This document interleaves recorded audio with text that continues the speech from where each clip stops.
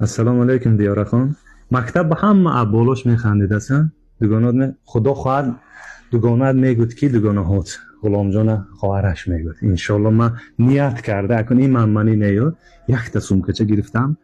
من هر دوی منو سومکچه بیند من ایسش می بیام با این خیلی پر کرده تو شما پتینکچه از میره پاشه فهمیدم پر کرده پتینکچه با از نامی ولایت سوخت قریب 20 چند هزار سومون. سلامت باشیدن. همه وقت چیز نیت آرزو دارد آرزوشون برسد. دوگاناشون نخنده. این کس همین قدر جرأت کرده برآمد. نظر ما بفر آمد، نظر خداوند بفر آمد. آمدیم ای 500 کیلومتر چند قدر از ظفرآباد آمده. من خواهرکم دیدم دوگاناشون نخندید هیچ وقت. انشالله اینا را خدا جان نظر کرد. حال حاکم بابا جوغ میزنه یک تا خانه میتید همه وقت خرسند میگردد. دعا کرده میگرد مادرش.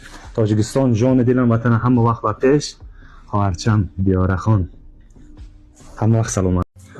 السلام علیکم مردم قرغان تپه باختر. من وعده با وفا غلام جان 93 اومدم. السلام علیکم وفا جان. شما نظمه دیارخان چه شما نظمه؟ من وعده کردم میبیام انشالله از مردم ولایت صبح شما با سلام. انا من ویدیو میکنم ده بچه ویدیو نکنم آدما غلام جان خود گفته فکر میکنن.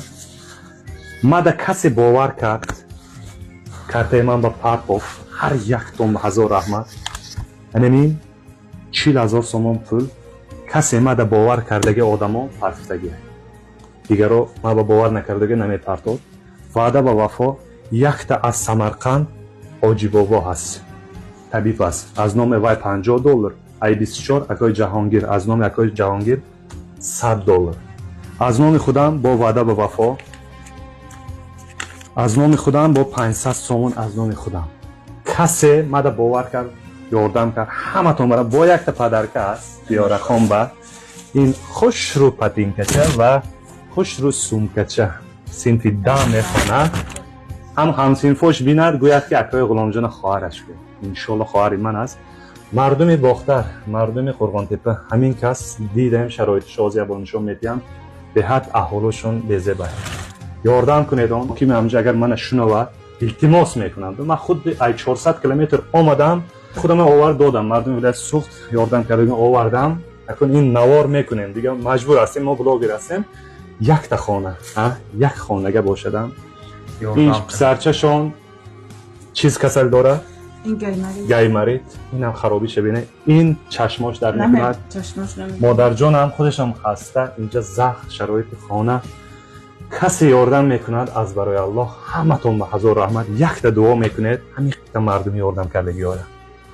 آمین اله آمین. الله راضی باشد در درگاهش قبول کند خیری کردگی کنه همه تون به رحمت کلان میگم.